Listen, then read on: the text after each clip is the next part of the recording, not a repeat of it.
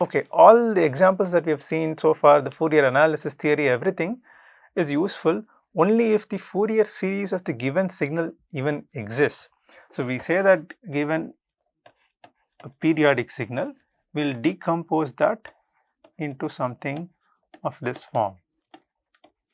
We'll take several complex sinusoids, sometimes even infinite of them, and then add them together after some scaling.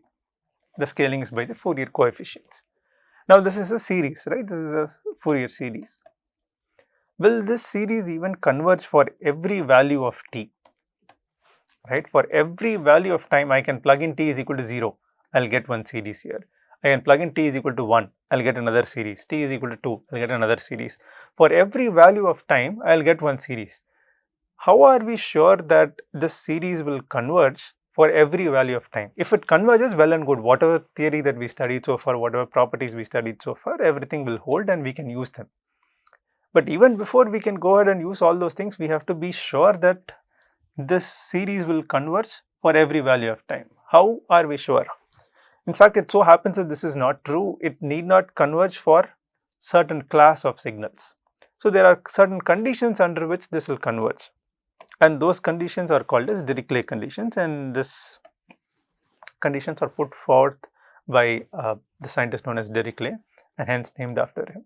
So what this condition ensures is that whenever you compute this Fourier series coefficient and add the series will converge, and it will converge to a point which is equal to this actual time domain signal. So that's what this condition ensures.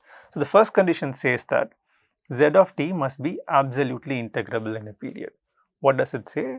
It says that the integral of z of t in one period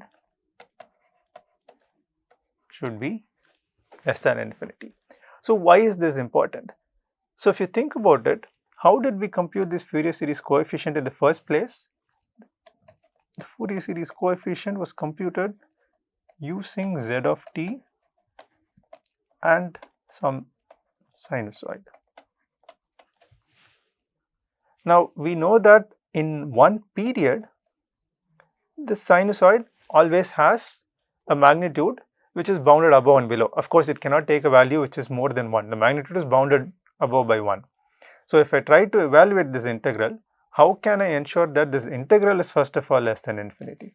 What if this inner product itself turns out to be infinity? What if this projection is infinity?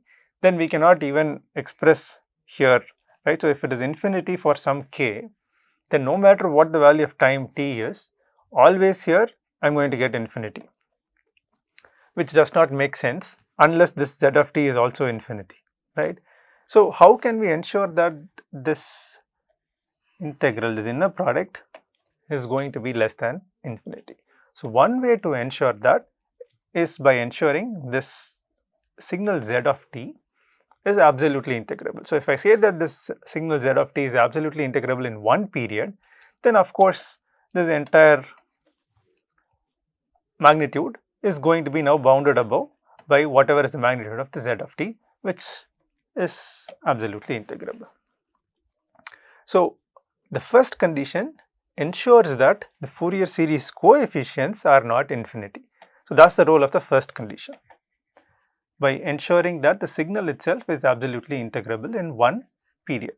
So the second condition says that the z of t must have only a finite number of maxima and minima. So what happens if there are infinitely many maxima and minima? Then the signal might look like this, where it attains the same maxima or minima but infinitely many times. Okay. Infinitely many times, but within a finite interval. So we know that the maxima or minima occurs whenever the derivative of the signal is equal to 0.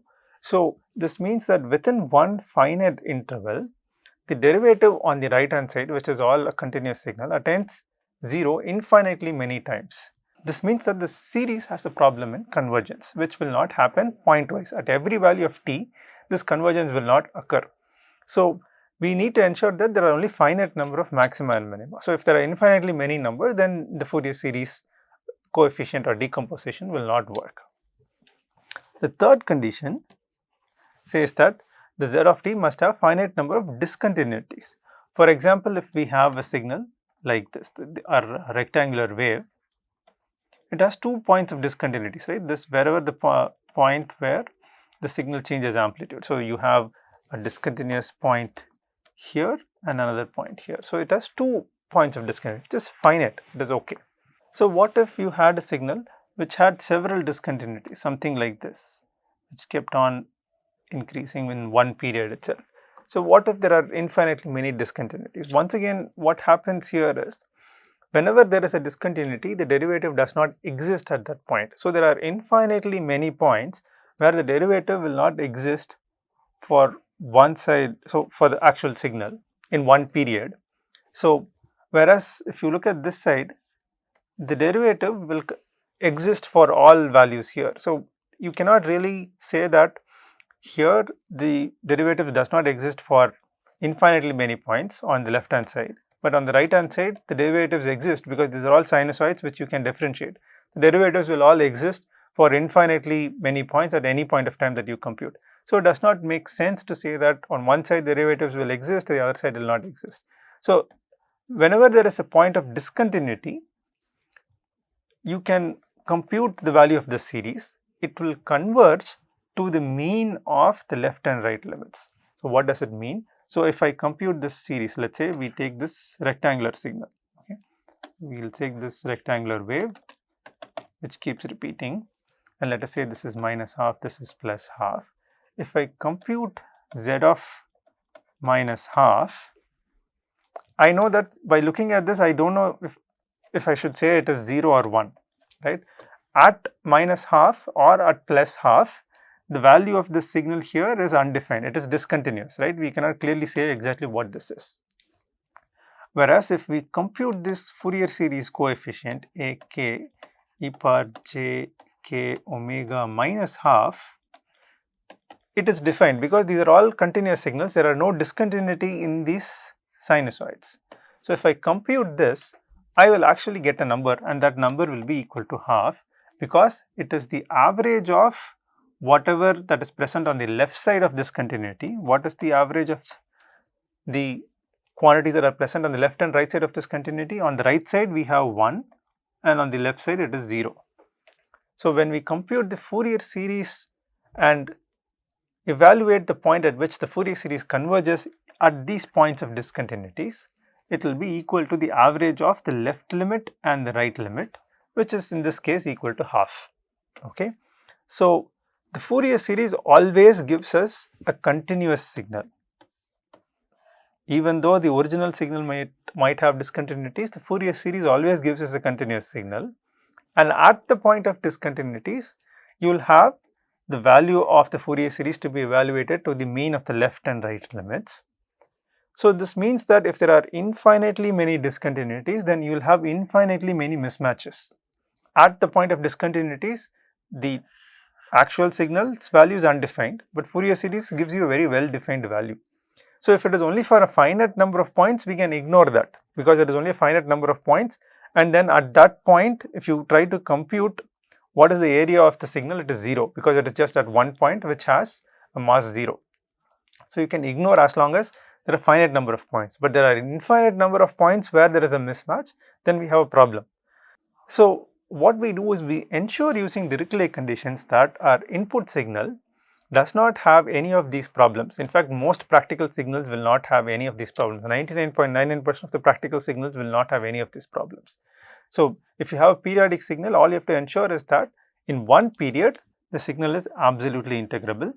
So you will have the coefficients ak to be not infinity, and you will ensure that in one period, there are only finite number of discontinuities and finite number of maxima and minima. This ensures that the series whatever that we have here actually converges to almost all the points for almost all the values of time on the left hand side. So on the right hand side we have a nice and continuous series, whereas on the left hand side we have some discontinuities to be present in the time domain. So we will ignore the points wherever there are discontinuities, but we cannot ignore infinitely many of them, we can ignore only a finite number of them. So that's why we say that we want only finite number of discontinuities and only a finite number of maxima and minima. So this ensures that we have convergence of the periodic signal that we are looking for when we decompose that using Fourier series. So we can explain Gibbs phenomena through this. So what was Gibbs phenomena? So we found out Gibbs phenomena when we tried to decompose the rectangular wave or the square wave in terms of its phasors or in terms of these complex sinusoids. We said, okay, I will add some components. So basically we are decomposing this in terms of a k j k omega t, and let's say k runs from some finite number, let's say from minus n to plus n. So if I use only a finite number of sinusoids, then this decomposition ended up giving us something like this.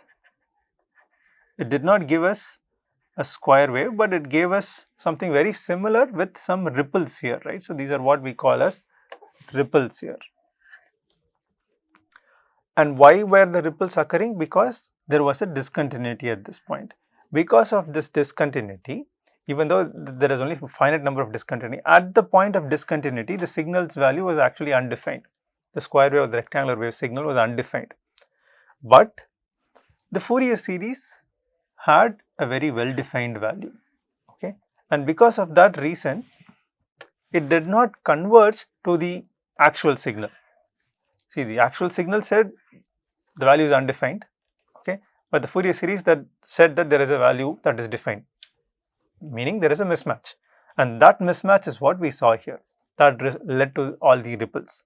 And as and when we increased this component, this mismatch kept reducing.